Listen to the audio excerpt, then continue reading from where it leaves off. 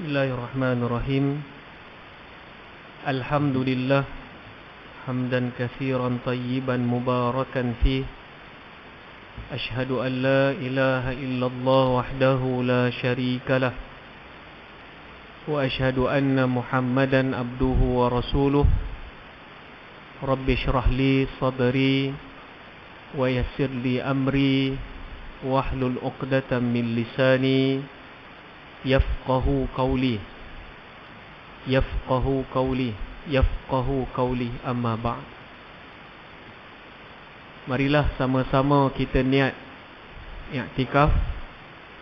Nawaitul i'tikaf fi hadzal masjidi sunnatan lillahi ta'ala. Radina billahi rabba, kami redha Allah itu Tuhan kami. Wabil islami dina, kami redha Islam adalah cara hidup kami. Wabi Muhammadin nabiyyan wa rasula, kami juga redha Nabi Muhammad sallallahu alaihi wasallam merupakan nabi dan rasul. Yang dihormati pengurusi masjid Tuan Haji Japilus, timbalan pengurusi, para ahli jawatan kuasa masjid, Tok Imam, Tok Bilal, Tok Siap, muslimin dan muslimat yang dirahmati Allah Azza wa Jalla. Kita teruskan lagi pengajian kita menggunakan buku Urus Harta Cara Rasulullah Fiqh Muamalat oleh Dr. Muhammad Zaki Yahbar Al-Yahya. Sebelum kita sambung, ada jemaah WhatsApp saya tanya soalan berkaitan tentang Shopee. Sekarang ada kaedah yang baru, kita panggil sebagai SP letter. Dalam Shopee ini ada satu kaedah. Kalau kita biasa, kalau muslimat biasa guna Shopee, dia ada SP letter. Maka ketika ini, SP letter ini dia mengikut, kita sebut sebagai performance bulanan. Kita beli barang berapa banyak menggunakan akaun Shopee. Maka ketika itu Shopee memberi simpanan untuk kita boleh berhutang melebihi RM6,000. Ketika mana kita beli barang mesin basuh, contohnya harga RM1,500, maka kita bayar ketika itu harga yang dijual sama RM1,500. Tetapi ketika mana kita lambat sebulan, dikenakan cas 1.25% tambahan hutang daripada RM1,500. Maka itu adalah riba yang kita pernah sentuh sebelum ini, bawah topik riba duyun, jenis hutang, bawah jenis riba qardun. SP letter ini pada awal kontrak dah sebut, kalau bayar ketika itu juga dengan harga yang sama, kalau lambat sebulan naik 1.25%, lambat 2 bulan naik dengan lebih tinggi. Tetapi menggalakkan kita membeli barang dengan hutang. Maka itu bukanlah syariah compliant, bukanlah patuh syariah. Adapun begitu, Shopee yang tanpa SP letter ini sekarang adalah patuh syariah. Yang SP letter yang baru timbul sekarang itu bukanlah patuh syariah. Baik muslimin dan muslimat yang dirahmati Allah, kita masih lagi dalam bab yang ke-7 bertajuk qardun, iaitu hutang. Pada kuliah yang lepas kita telah sentuh berat dan bahananya bagi siapa yang berhutang tak nak langsaikan hutang tersebut. Sampai Nabi SAW menyebut, yughfaru li syahid kullu dzambin, diampunkan dosa, semua dosa bagi orang yang mati syahid, illa daina, kecuali hutang. Maka hutang adalah dosa yang tidak boleh dikompromi walaupun dia mati syahid. Kita tahu kalau orang yang mujahid fi sabilillah, dia mati syahid ketika mana darahnya tumpah di atas, jatuh di atas muka bumi Allah, dia tidak akan dihisap, dia VVIP. Tetapi ketika mana adanya hutang, maka Nabi SAW tidak ingin memberi jaminan. Hari ini kita masuk muka surat 74, memberi tangguh kepada orang yang kesukaran. Allah Azza wa Jal berfirman dalam surah Al-Baqarah ayat 280. A'udzu billahi minasyaitonir rajim. Wa in kana dzu usratin, dan jika orang yang berhutang itu dalam kesempitan hidup, fanaziratun ila maisarah, maka berilah tempoh sehingga lapang hidupnya. Ini adalah adab ketika mana orang berhutang dengan kita. Dia janji nak bayar RM100 minggu depan, tak bayar, bagi tangguh. Tak bayar, bagi tangguh. Tak bayar pun bagi tangguh. Dan ketika mana kita mampu untuk meminta arahan ataupun cagaran hutang, maka itu adalah selayaknya.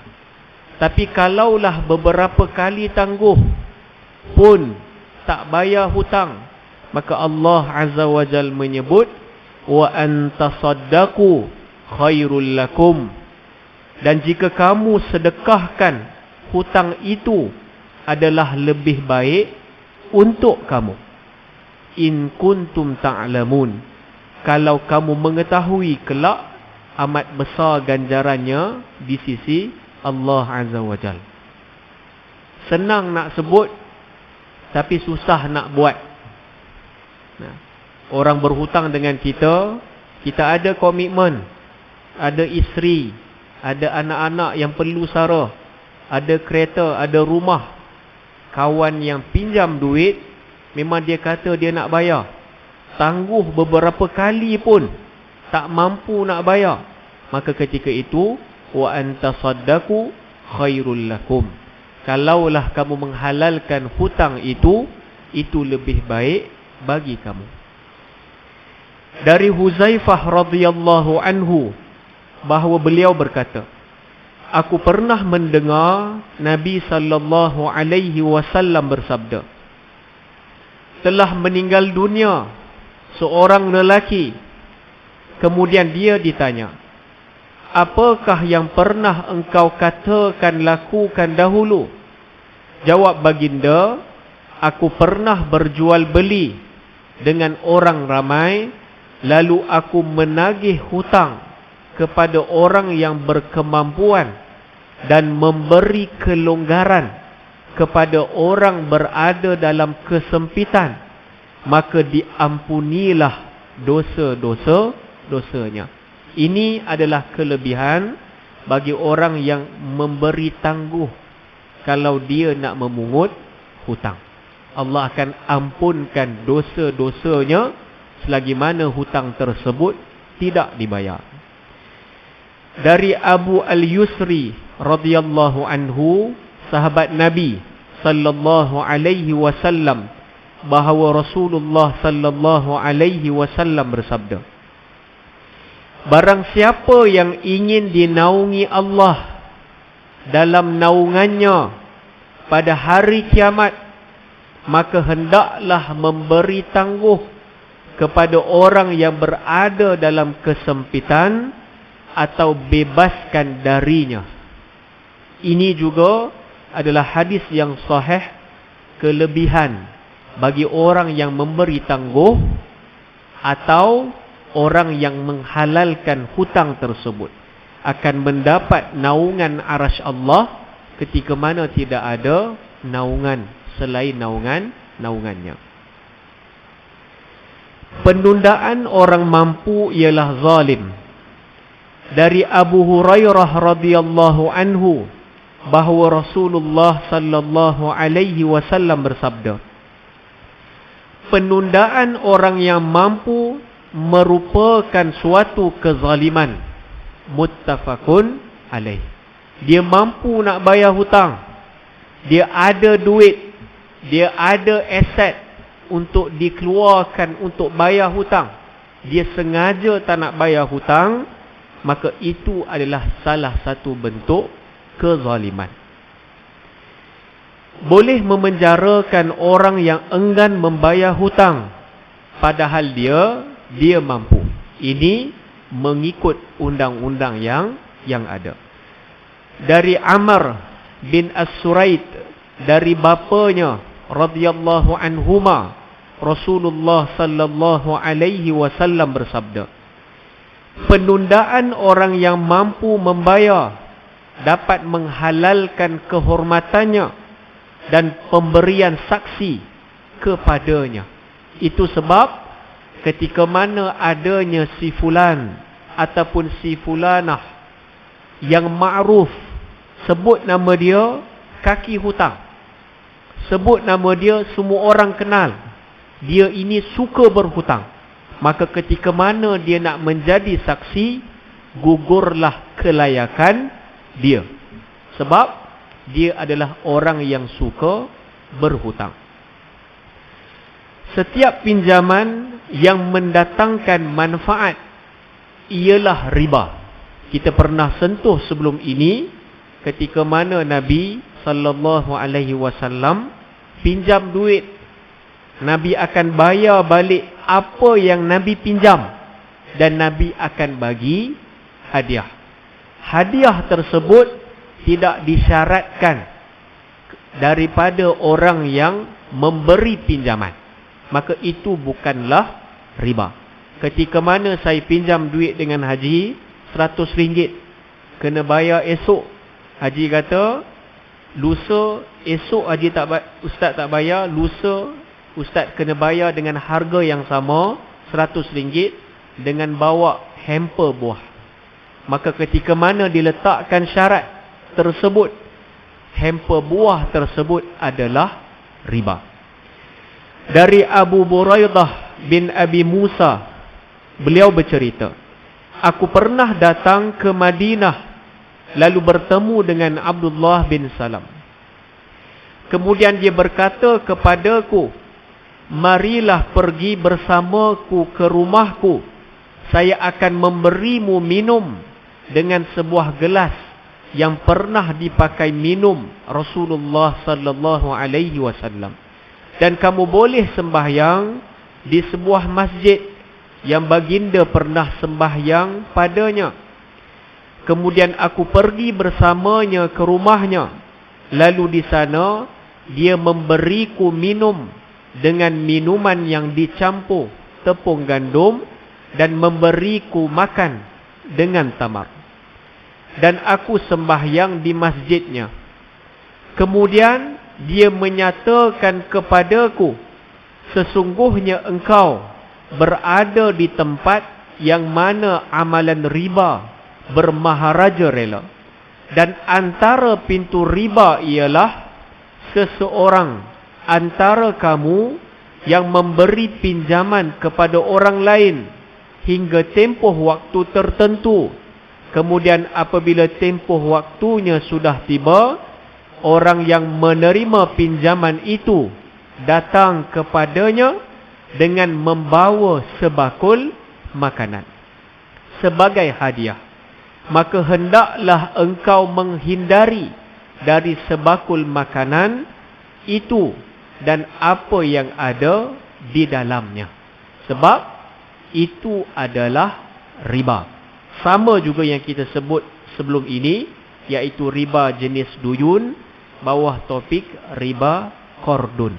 Diletakkan syarat, pinjam RM100, kalau bayar esok, bayar lusa RM100 dengan hamper, maka hamper tersebut adalah riba. Kecuali tidak diletakkan syarat. Kita bayar RM100, kita bagi hamper sebab dia pinjamkan duit, maka itu bukanlah riba, dan itu juga pernah dilakukan oleh Nabi sallallahu alaihi wasallam. Wallahu a'lam. Ada soalan?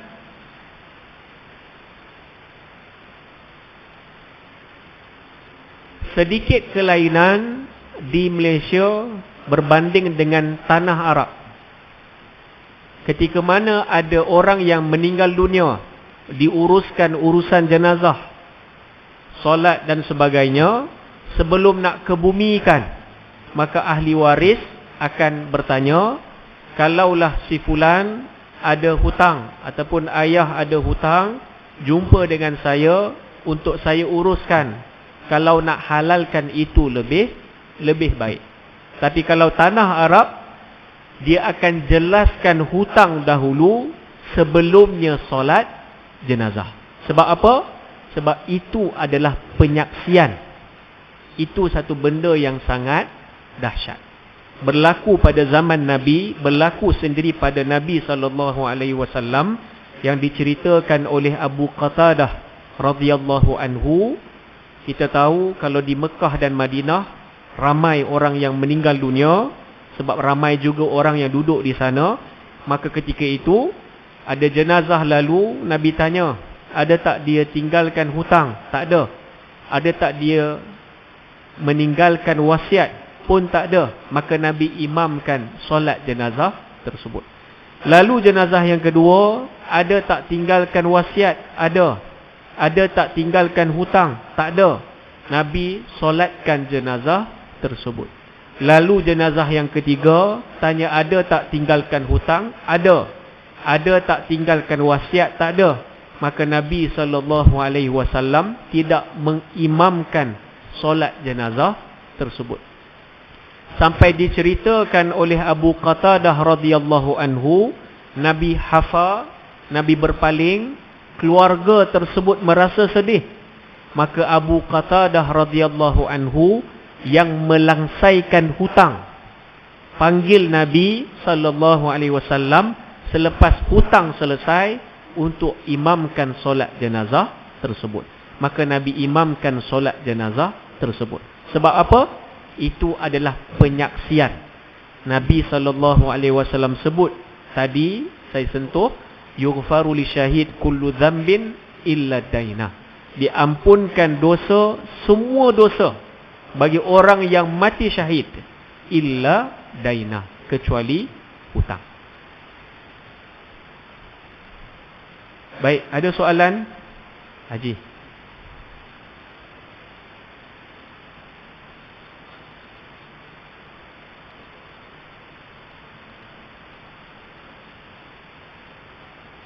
Baik.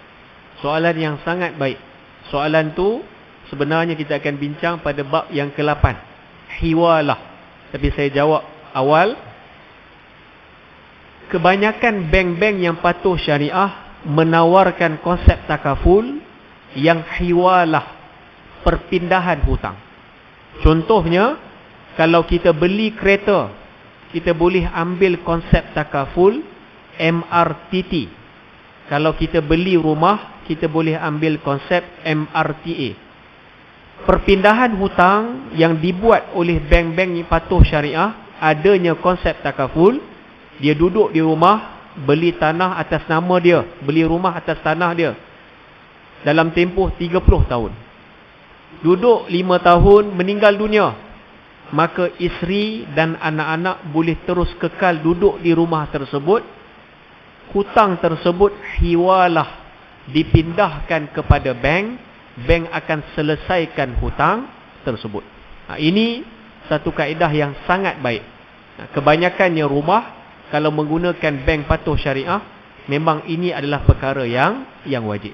Tapi di Malaysia, kalau kereta ini, bank-bank yang patuh syariah, dia mengenakan kereta-kereta yang harganya agak lebih mahal. Barulah dibenarkan untuk menggunakan konsep MRTT. Kita beli kereta yang mewah, kita nak rasa kerja penat, tapi kita tahu Kalaulah meninggal dunia, isteri confirm tak mampu nak bayar, maka kita ambil konsep tersebut. Betul, lepas 2 tahun meninggal dunia, kontrak kereta 7 tahun, maka 5 tahun akan disambung oleh bank. Hutang tersebut tidak dipikul bagi ahli waris. Itu perkara yang sangat baik. Itu kita sebut hiwalah, perpindahan hutang. Haji,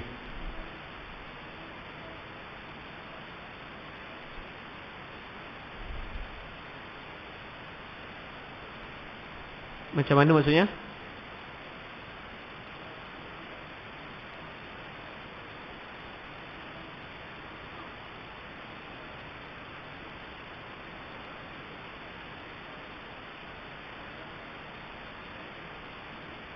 Baik. Soalan yang sangat baik. Kita ambil loan, kita dikenakan peratus, walaupun kalaulah bank tersebut patuh syariah. Kita pernah sentuh sebelum ini dalam bab yang kedua, berkaitan tentang riba jenis duyun bawah topik kordon. Memang bank-bank yang patuh syariah dikenakan cas. Kita beli kereta, harga on the road RM50,000. Tapi ketika mana ambil loan bank 7 tahun, jadi RM62,000. Maka sepatutnya RM12,000 tersebut adalah riba. Maka pada pandangan mazhab kita, mazhab Syafi'i, sepatutnya kita kena beli dengan harga yang tunai. Kita simpan duit, ada duit barulah beli kereta. Kita simpan duit, ada duit barulah beli rumah. Tetapi ada pandangan yang lebih ringan, iaitu pandangan Imam Ahmad bin Hanbal, membenarkan bayaran ataupun bayaran lebih ketika mana itu adalah keperluan, bukannya kehendak. So itu dibolehkan, tetapi itu adalah keperluan, bukannya kehendak. Dan kebanyakannya kita di Malaysia sebenarnya muamalat banyak kita menggunakan pandangan Imam Ahmad bin Hanbal. Pandangan Imam Syafi'i rahimahullah dalam muamalat ini agak keras. Ada pandangan-pandangan yang sebenarnya banyak kita ikut pandangan Imam Ahmad bin Hanbal. Dibolehkan, tapi kita syarat kita ambil bank yang patuh syariah, dikenakan harga yang lebih tinggi, peratus kita bayar, itu tidak mengapa. Bank daripada kerajaan.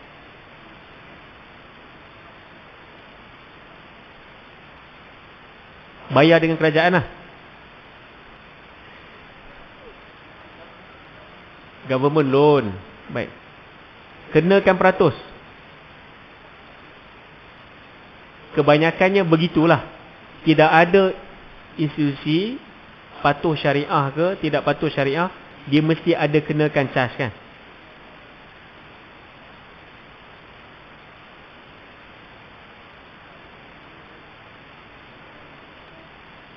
Dia tidak konsisten, tidak flat rate kan. Baik.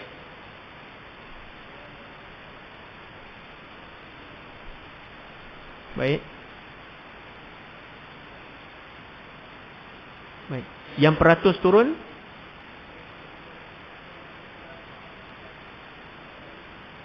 dia menurun. Okey, baik.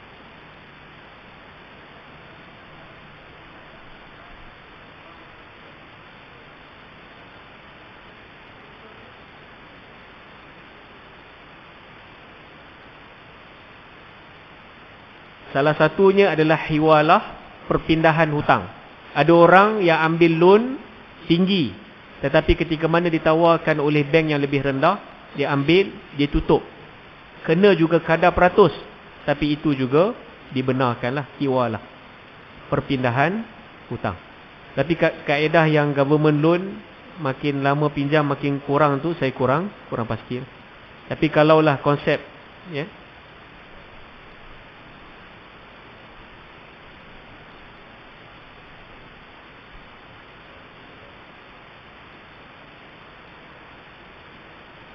kira pada baki. Baik. Wallahu a'lam.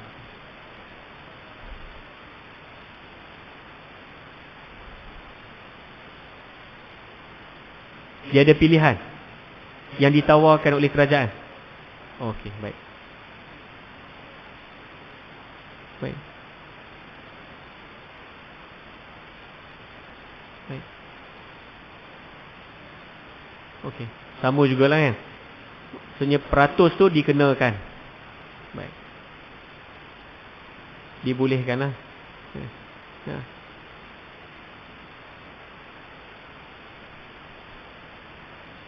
Baik.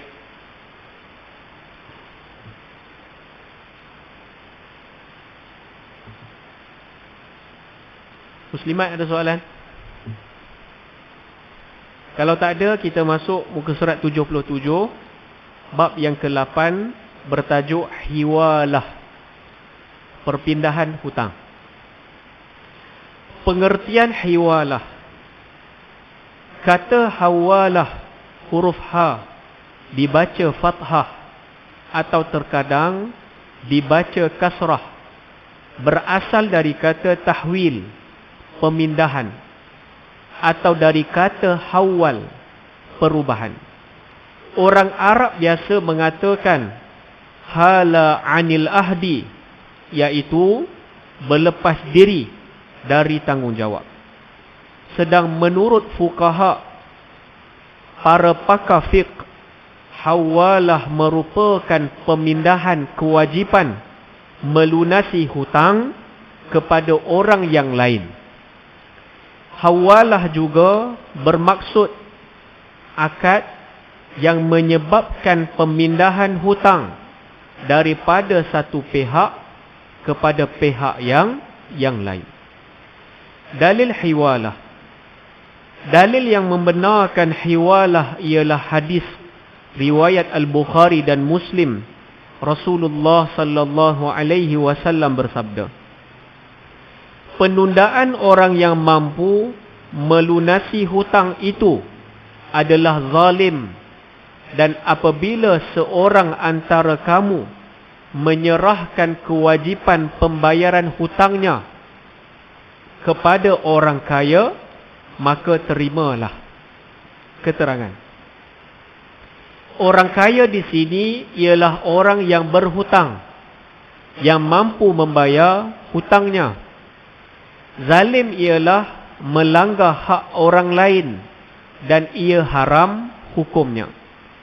Salah seorang daripada kamu bermaksud sesiapa dari kalangan kamu yang hutangnya dipindahkan kepada orang lain.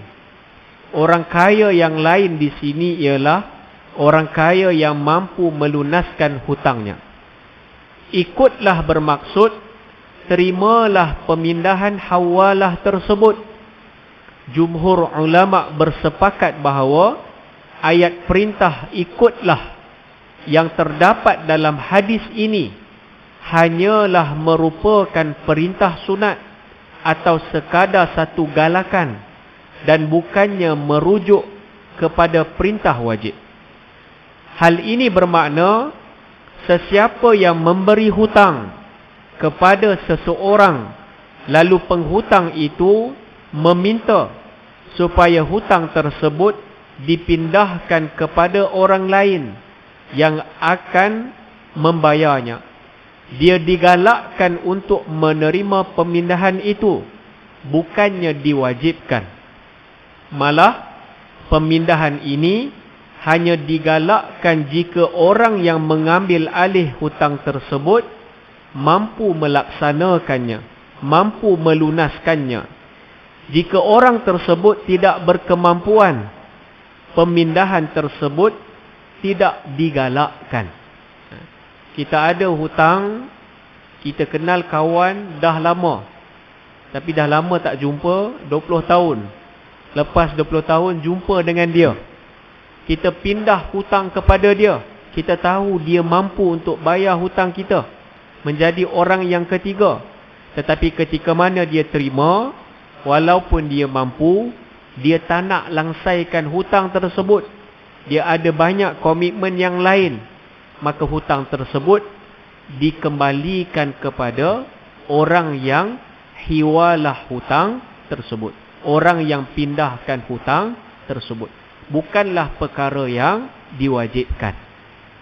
Ayah suruh anak bayar hutang. Contohnya, anak pula ketika itu tidak mampu, maka anak pulangkan hutang tersebut kepada ayah, maka ayahlah bertanggungjawab akan hutang yang dibuat.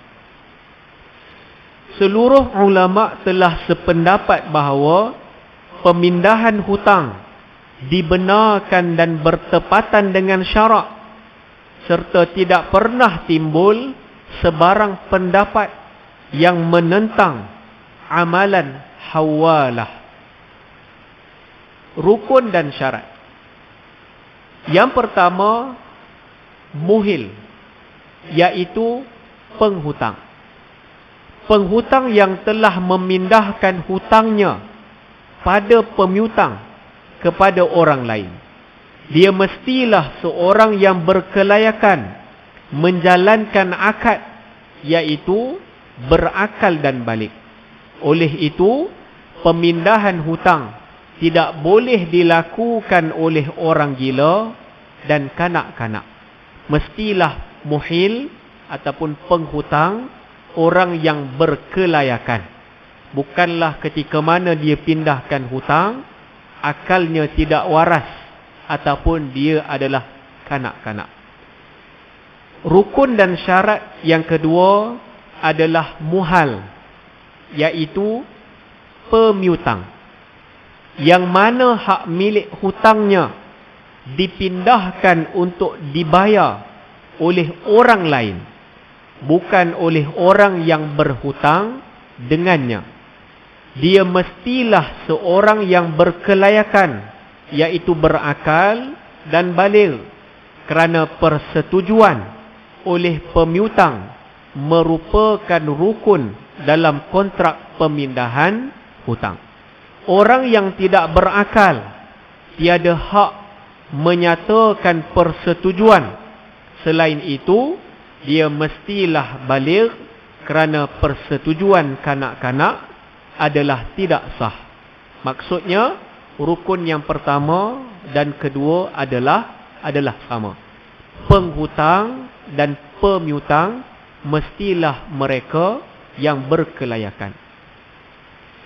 Rukun dan syarat yang ketiga, muhal alaih, iaitu orang yang bertanggungjawab melunaskan hutang kepada pemiutang, iaitu muhal.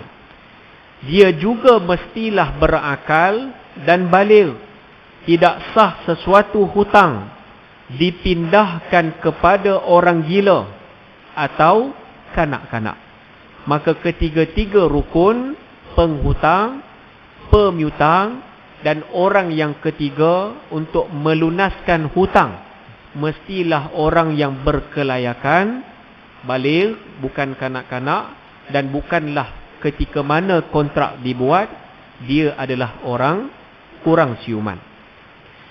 Rukun dan syarat yang keempat, muhal bih, iaitu hak pemiutang yang perlu dilunaskan oleh penghutang dan dipindahkan pula kepada muhal alaih. Hak ini mestilah dengan syarat seperti berikut. Yang pertama, mestilah dalam bentuk hutang. Tidak sah dibuat pada barangan yang sedia ada, kerana hawalah ialah pemindahan hukmi. Pemindahan ini bererti pemindahan sesuatu daripada tanggungan zimmah seseorang kepada tanggungan orang yang lain. Pemindahan barang yang sedia wujud ialah pemindahan hakiki, bukan pemindahan hukmi, kerana ia tidak disabitkan dengan sesuatu tanggungan. Jika hak tersebut dalam bentuk barangan yang sedia ada, seperti permaidani atau pakaian untuk diserahkan kepada pemiutang, maka pemindahan tersebut dinamakan sebagai wakalah, bukannya hawalah. Hawalah, perpindahan hutang, mestilah pemindahan hukmi, iaitu pemindahan wang ringgit. Ketika mana si fulan hutang barang, hutang langsir, hutang sesuatu barang, maka ketika mana dia meminta orang yang ketiga untuk melunaskan hutang, itu kita tidak panggil hawalah ataupun hiwalah, kita panggil wakalah. Wakalah itu apa? Kita memberi wakil kepada orang ketiga untuk membayar hutang, iaitu hutang barang. Yang kedua, hutang tersebut mestilah berkuat kuasa. Maksudnya apa? Contohnya, harga yang perlu dibayar selepas barangan jualan diterima dan tamat tempoh khiyar, tempoh pilihan. Ataupun ia hampir berkuat kuasa, seperti harga yang perlu dibayar ketika masa dalam tempoh khiyar, pilihan, kerana ia akan berkuat kuasa selepas tamat tempoh khiyar, iaitu pilihan. Si fulan beli kereta 7 tahun kontrak dia dah bayar 6 tahun 6 bulan. Lagi 6 bulan tak mampu nak bayar. Maka ketika itu dia cari orang yang ketiga untuk tolong bayar kereta tersebut lagi 6 bulan.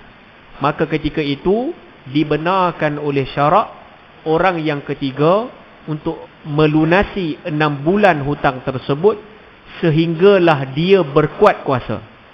Selepas orang yang ketiga bayar 6 bulan hutang yang berbaki, barulah pemilik kereta boleh pergi untuk tukar nama. Itu yang dimaksudkan ketika mana harga ataupun barang tersebut berkuat kuasa. Itu dibenarkan oleh syarak. Rukun dan syarat yang kelima adalah sirah, iaitu penawaran dan penerimaan ijab dan qabul. Penawaran ialah apabila penghutang berkata, saya pindahkan hutang kamu kepada orang ini. Persetujuan pula ialah apabila pemihutang berkata, saya setuju atau saya terima. Penawaran dan penerimaan persetujuan ini mestilah dibuat serentak dalam majlis akad. Dan rukun yang kelima ini sama juga ditulis oleh Dr. Wahbah Zuhaili dalam bukunya Al-Fiqh wal Islam Adillatuhu, meletakkan syarat mestilah lafaz sirah, penawaran dan penerimaan pemindahan hutang mestilah bertulis. Sebab itu adalah bukti yang sangat kukuh ketika mana si fulan meninggal dunia, tak sempat nak bayar, tetapi ketika mana dia dah meletakkan komitmen untuk bayar, walaupun bukan hutang dia, maka ahli waris perlu melunasi hutang yang telah ditanggung oleh orang yang ingin menerima hutang. Syarat sah hiwalah. Yang pertama, ketiga-tiga pihak tersebut hendaklah terdiri daripada mereka yang boleh dipertanggungjawabkan. Kita sentuh tadi penghutang, pemihutang dan orang yang ketiga yang setuju nak bayar hutang, mestilah orang yang boleh dipertanggungjawabkan, berakal dan baligh, bukannya kanak-kanak. Yang kedua, ketiga-tiganya mestilah bebas dari sebarang sekatan muamalah. Kita sentuh dalam bab yang pertama, bebas daripada sekatan muamalah adalah yang pertama dengan rela hati. Orang yang ketiga nak tanggung hutang dengan rela hati, bukannya dipaksa. Bebas sekatan muamalah juga yang kedua adalah tidak muflis. Orang yang nak menanggung hutang mestilah tidak muflis. Dan yang ketiga, mestilah tidak mati. Orang yang meninggal dunia, dia setuju untuk menerima hutang tersebut, maka diwarisi bagi ahli waris. Syarat sah hiwalah yang ketiga, hutang yang dihiwalahkan, dipindahkan itu mestilah terjamin pembayarannya. Ini adalah syarat sah hiwalah. Orang yang ketiga saya sebut tadi, dia setuju nak bayar hutang, dia meninggal dunia, ada tertera memang dia setuju untuk membayar hutang, maka ahli waris perlulah menjamin pembayaran tersebut mestilah dibayar. Yang keempat, hendaklah diterangkan, dimaklumkan hutang tersebut dari segi jumlah dan tempoh pembayaran, dan jika tidak diterangkan tempoh, maka ia berkuat kuasa serta merta. Kebiasaannya kita serahkan kepada orang yang ketiga, suruh bayar hutang, kita akan bagi tahu, Haji tolong bayar hutang saya, berapa? RM1,000. Bila nak bayar? Start minggu depan. Berapa lama? Dalam tempoh sebulan. Biasanya mestilah jelas akad yang dibuat. Ketika mana tak bagi tahu bila nak bayar, maka ianya berkuat kuasa. Kalaulah hutang RM1,000 tak bagi tahu kena bayar minggu depan, maka esok hari perlulah dibayar dengan kadar segera. Selain hiwalah hutang piutang, terdapat juga hiwalah dalam bentuk pemindahan wang yang dibuat melalui bank. Dalam hiwalah tersebut, pihak bank boleh mengenakan bayaran tertentu ke atas pelanggan, sama ada atas nama komisen, belanja mengurus, upah pemindahan, ataupun perbezaan harga pertukaran mata wang asing. Itu juga dinamakan sebagai hiwalah. Saya balik rumah, saya terlalu penat. Anak kata nak makan. Saya kata saya penat. Maka anak tunjuk, kebetulan tengok TV adanya iklan KFC. Maka ketika itu saya buka handphone, saya tengok masih lagi buka, saya boleh beli. Maka ketika itu saya adalah pemegang kad Bank Islam, tetapi KFC menawarkan pembayaran tersebut menggunakan bank rakyat. Maka ketika itu saya nak beli juga. Saya Bank Islam, KFC bank rakyat. Maka dikenakan cas pemindahan hutang ketika mana saya buat interbank sebanyak 50 sen. Itu dibenarkan oleh syarak pemindahan hutang. Saya balik rumah, saya nak keluar duit. Saya pemegang kad Bank Islam, jauh. Saya pergi ke Maybank. Boleh tak keluar duit? Boleh. Tapi Maybank mengenakan cas RM RM1. Itu adalah hiwalah pemindahan hutang. Majikan menggunakan bank muamalat, setiap bulan dibayar menggunakan cek. Maka ketika itu dia punya pekerja pelbagai bank. Ketika mana pekerjanya menggunakan bank selain daripada bank muamalat, maka setiap cek yang dimasukkan dikenakan cas bagi majikan sebanyak 50 sen. Itu adalah hiwalah pemindahan hutang, dibenarkan oleh syarak. Itu juga adalah konsep hiwalah pemindahan hutang.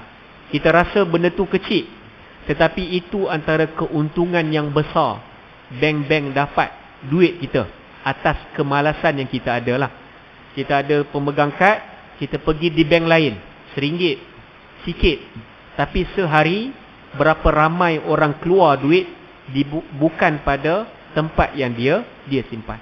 Jutaan ringgit mendapat keuntungan dalam proses hiwalah pemindahan hutang.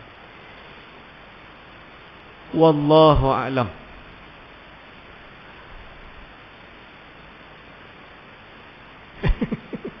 Betul. Pergi jauh kena bayar petrol. Masa lagi mahal. Tapi kalau guna bank yang ada maps dan sebagainya RM1. Tapi kalaulah semua orang beranggapan begitu, untung yang sangat luar biasa.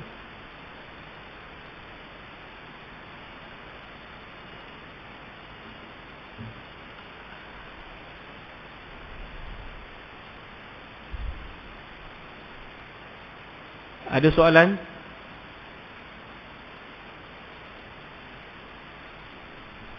Wallahu a'lam. InsyaAllah pada kuliah yang akan datang kita akan sentuh bab yang baru yang bertajuk wakalah. Satu bab yang sangat menarik, yang semua orang menggunakan, contohnya tabung haji. Kita mewakilkan tabung haji untuk melabur duit kita di tempat yang patuh syariah. Maka wakalah yang digunakan oleh tabung haji adalah wakalah muqayyad, wakalah yang bersyarat. Kita nak simpan duit, tabung haji nyatakan pada awal, duit kita mestilah dilaburkan di tempat yang patuh syariah. Mestilah ketika mana kita simpan duit minimal RM1,200 untuk memastikan kita dapat nombor untuk pergi ke haji. Maka syarat-syarat tersebut adalah wakalah yang bersyarat. Banyak juga benda yang lain, wakalah yang tidak ada syarat, kita sebut sebagai wakalah mutlak. Dan insya-Allah kita akan sentuh pada kuliah yang akan datang. Apa yang baik datang daripada Allah, segala kelemahan, kekurangan datang diri saya sendiri. Saya mohon maaf. Wallahu muwaffiq ila aqwamit thoriq. Assalamualaikum warahmatullahi taala wabarakatuh. Allahumma ja'alna jam'al marhuma wa tafarraqa min ba'dihi tafarraqa ma'suma. Wa rabbana atina fid dunya hasanah wa fil akhirati hasanah wa qina adzabannar. Wa sallallahu ala sayyidina Muhammad wa ala alihi wa sahbihi wa baraka wa sallam. Walhamdulillahirabbil alamin.